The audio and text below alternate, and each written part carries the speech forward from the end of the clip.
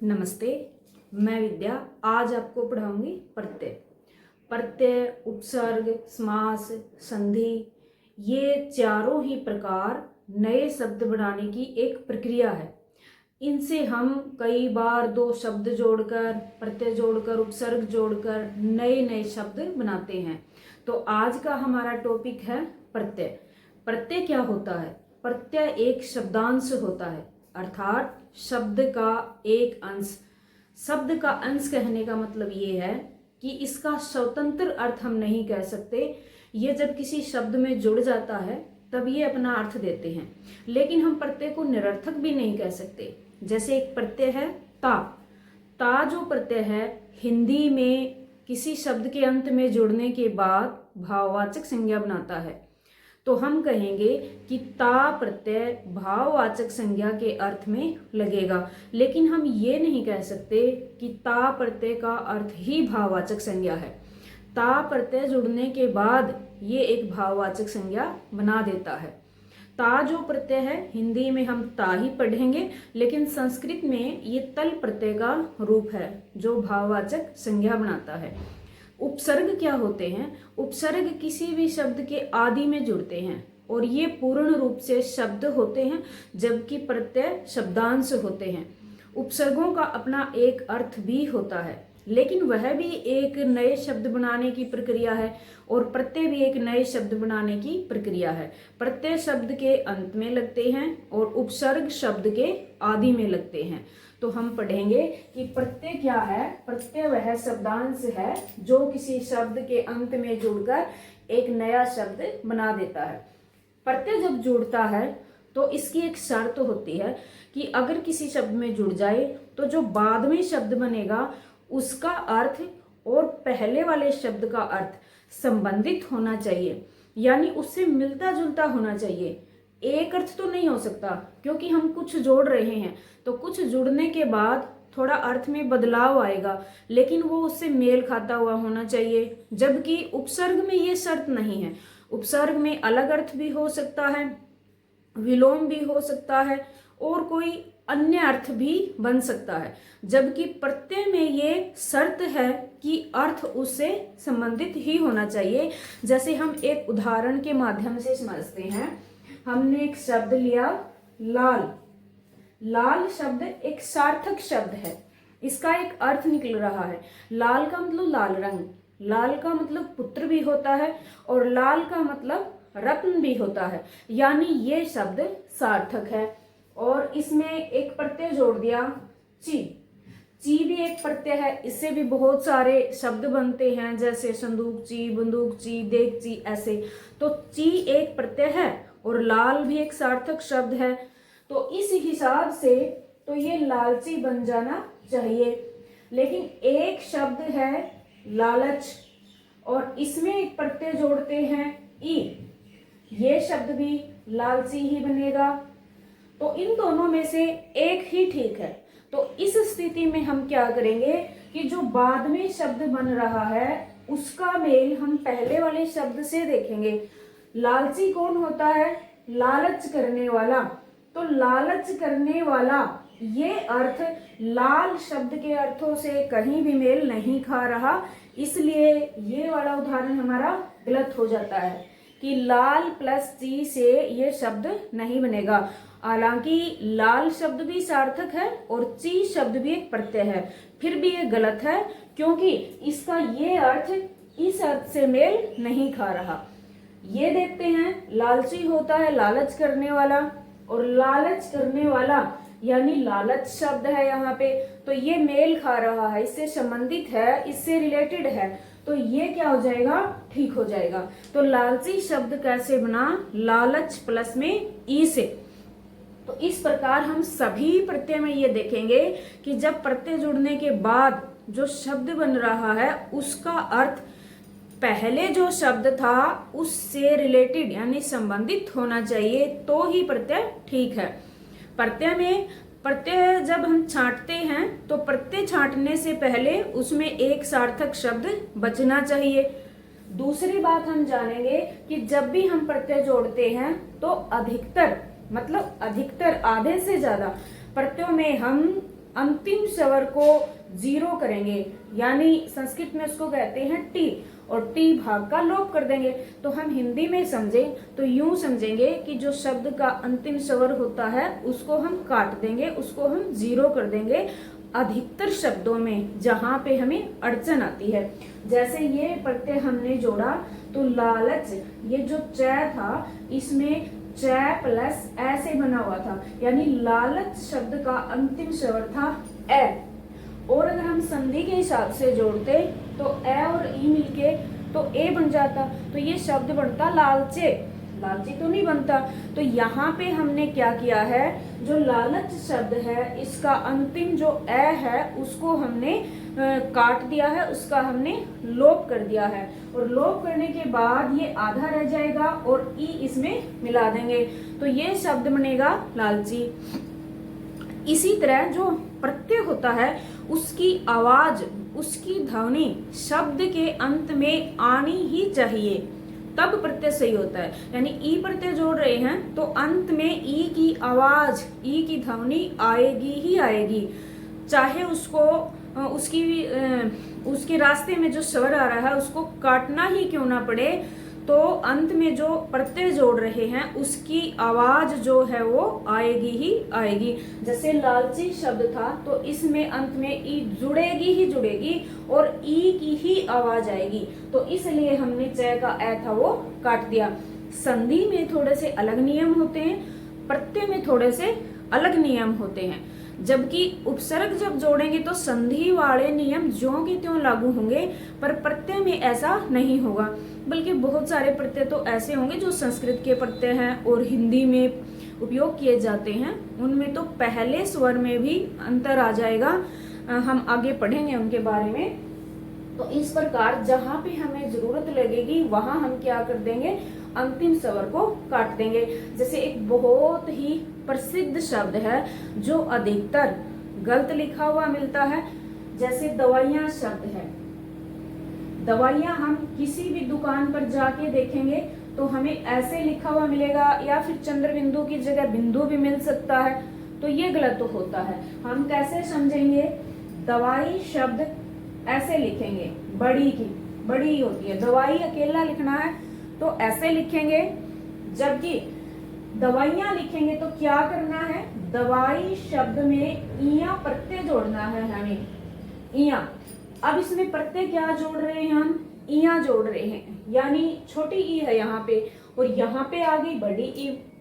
अब संधि के हिसाब से देखा जाए तो बड़ी ई और छोटी ई दोनों मिलके तो बड़ी ई होनी चाहिए, तो फिर इसकी आवाज तो बड़ी ई जैसी आएगी, यानी इया आएगी।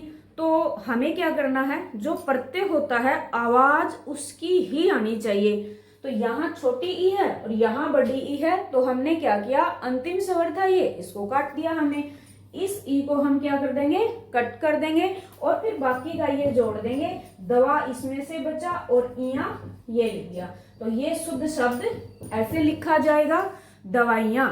ये क्यों होता है, ये प्रत्यय जोड़ने के कारण होता है। इसी तरह मिठाई में इया जोड़ेंगे तो मिठाइयां शब्द बनेगा। तो हम प्रत्यय कर लेते हैं तो बहुत सारे शब्द हमारे अपने आप ही शुद्ध हो जाते हैं। हम देखेंगे प्रत्यय करते करते कि कितने शब्द हम भूलवश गलत लिख रहे थे, उनकी असली बनावट क्या है, उनका शुद्ध रूप क्या है। तो हम प्रत्यय करेंगे तो हमारा शुद्ध अशुद्ध यानी वर्तनी शुद्धि वाला जो टॉपिक है वो आधे से ज्यादा वैसे ही हो जाएगा। अगर हम प्रत्यय, संधि, उपसर्ग, समास ये 3-4 टॉपिक अच्छे से कर लेते हैं तो वर्तनी हमारी अपने आप शुद्ध हो जाएगी। तो आगे हम पढ़ेंगे प्रत्यय कितने प्रकार के होते हैं।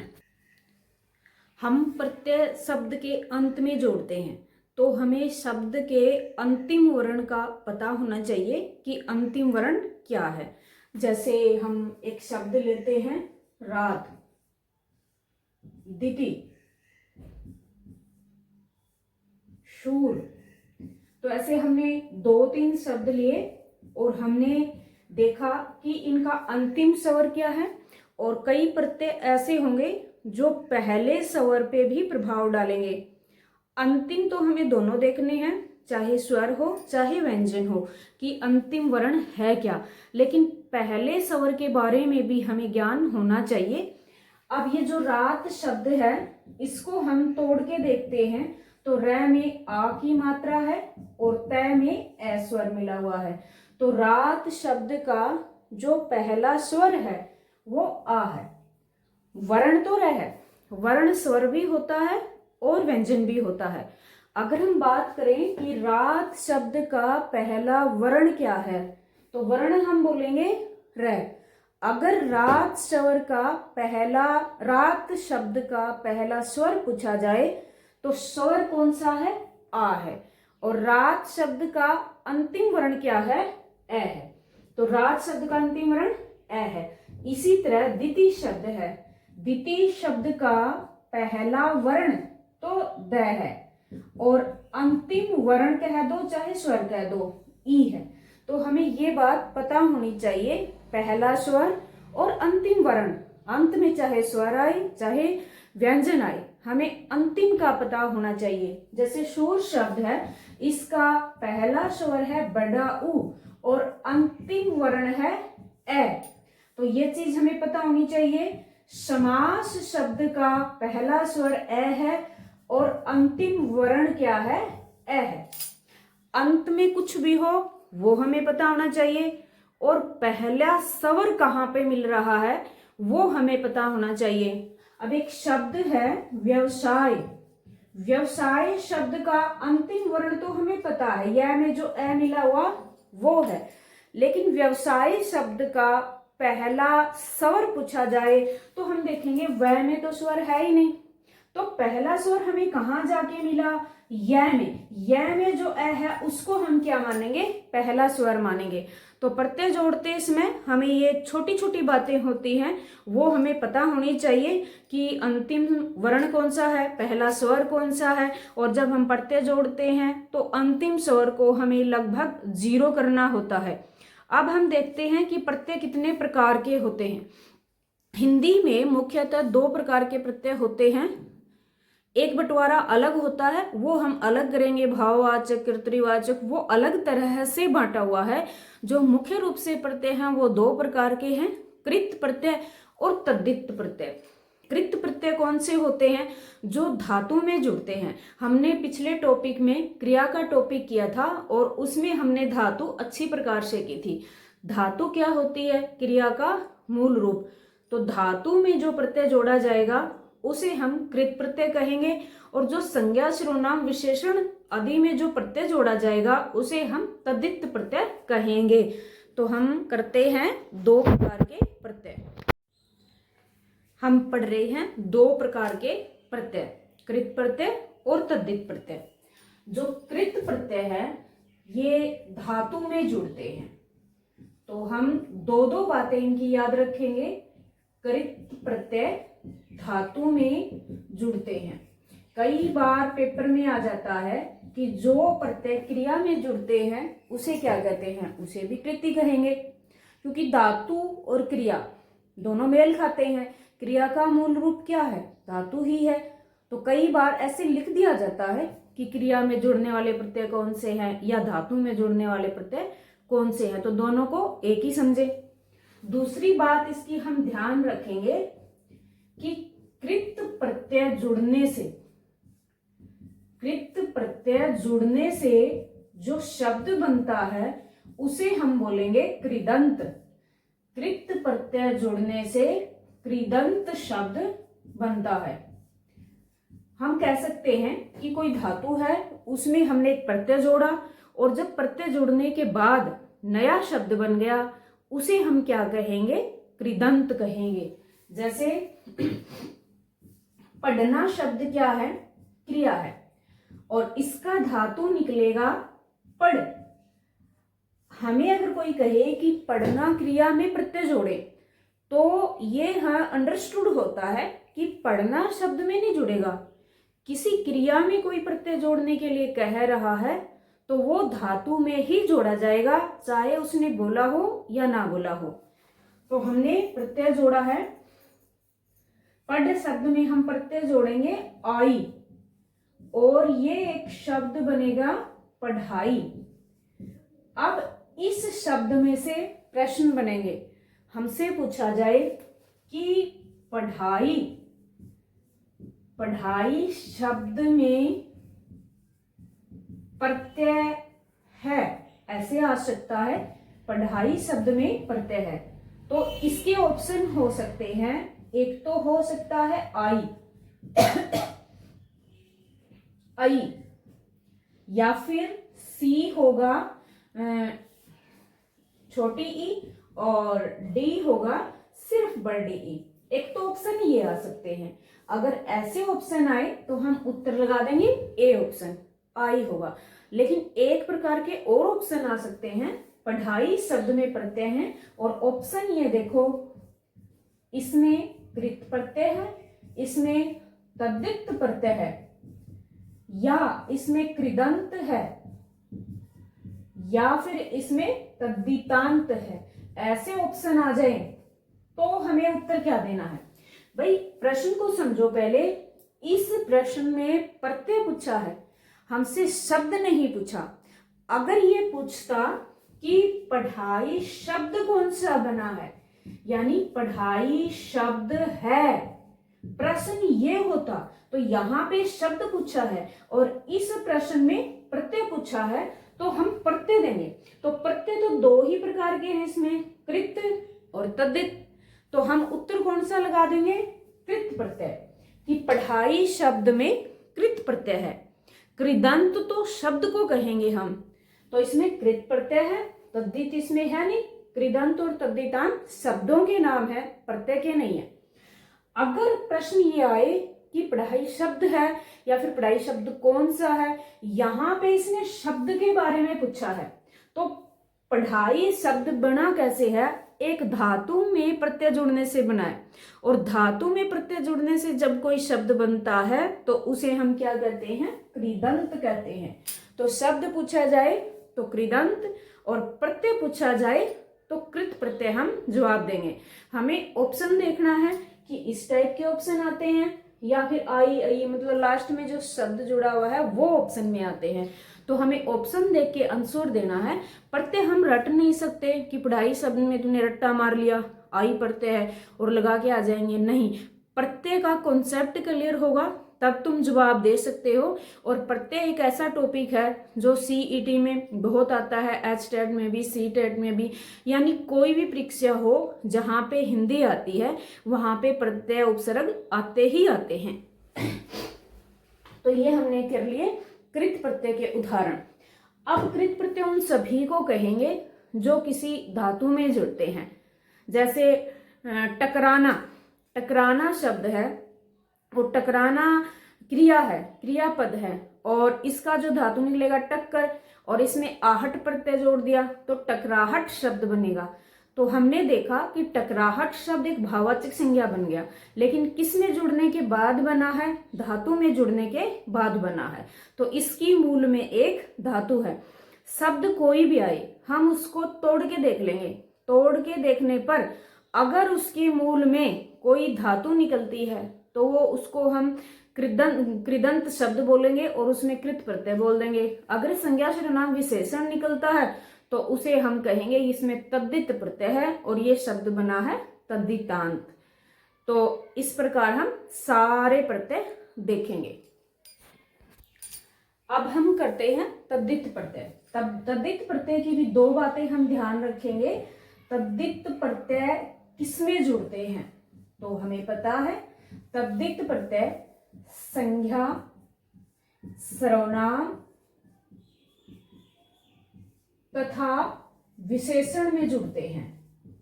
संज्ञा सर्वनाम तथा विशेषण में जुड़ते हैं। और कृत प्रत्यय किसमें जुड़ते हैं?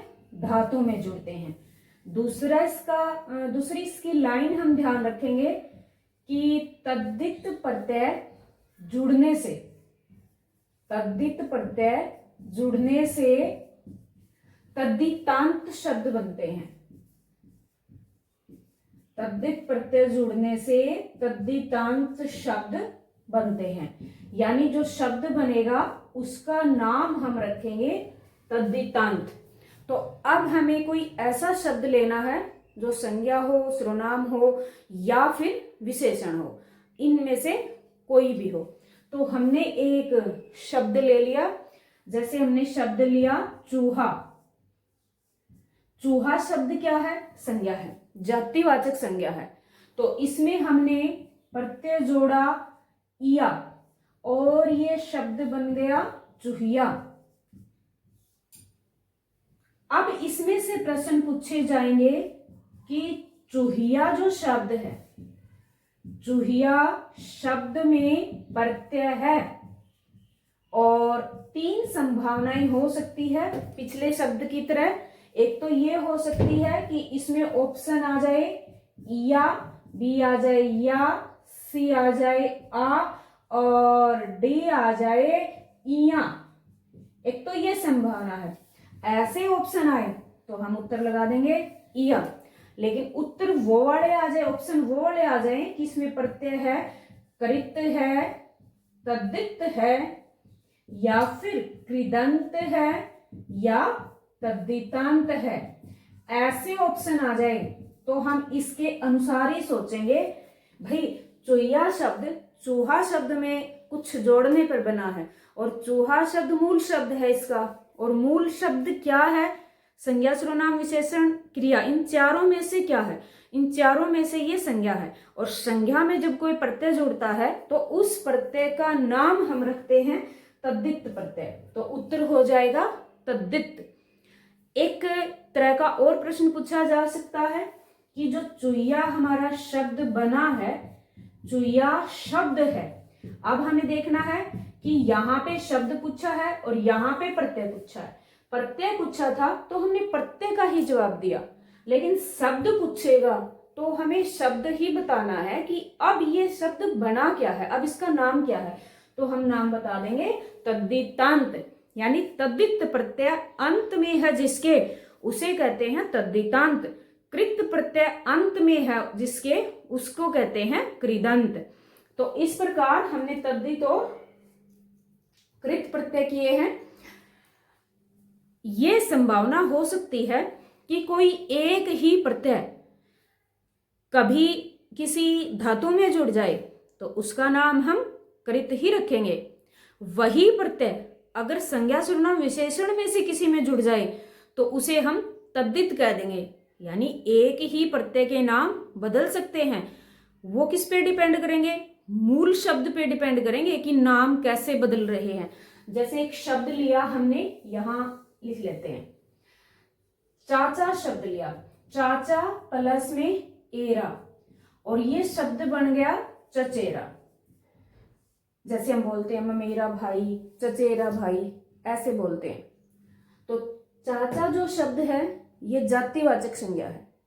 यहां एरा शब्द जातिवाचक संज्ञा में जुड़ा है, संज्ञा में जुड़ा है। तो यहां जो ये प्रत्यय है इसको हम बोलेंगे ये तद्धित प्रत्यय है यहां पे, क्योंकि ये किसी संज्ञा में जुड़ रहा है।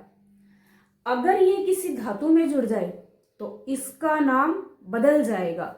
जैसे एक शब्द है, एक क्रिया होती है लुटना और लूटना, दोनों क्रियाएं हैं, दोनों सही है। आप चाहे लुटना क्रिया से इसको बनाएं, चाहे लूटना से बनाएं। लुटना अकर्मक होती है, लूटना इसी से बना हुआ सकर्मक रूप है।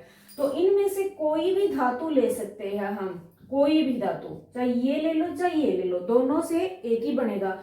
तो लुट धातु हो गया, एरा शब्द लिया हमने और ये शब्द बना लुटेरा, लूटने वाला। तो लूटना से लूट ले लिया हमने, लूटने वाला। अब यहां पे जो ये शब्द बना ना, ये किसी धातु में जुड़ने के बाद बना है।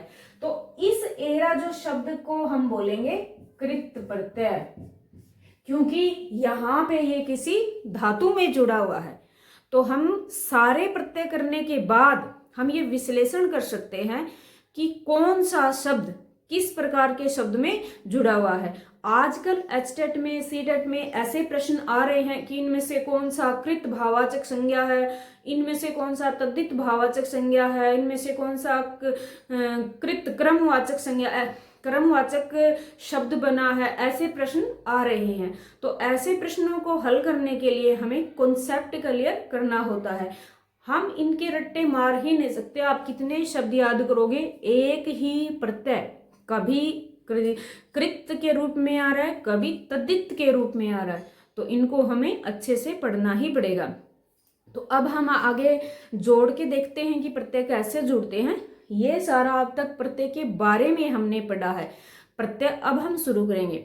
प्रत्यय बहुत सारे हैं हिंदी में बहुत सारे तो संस्कृत के प्रत्यय हैं, क्योंकि हिंदी में शब्द ही संस्कृत के सबसे ज्यादा है। लगभग 80% शब्द संस्कृत से लिए गए हैं और वो संस्कृत के शब्द हिंदी में पूछे जाते हैं। तो संस्कृत के प्रत्यय भी हमें करने होंगे जो कि विशेष नियमों में चलते हैं।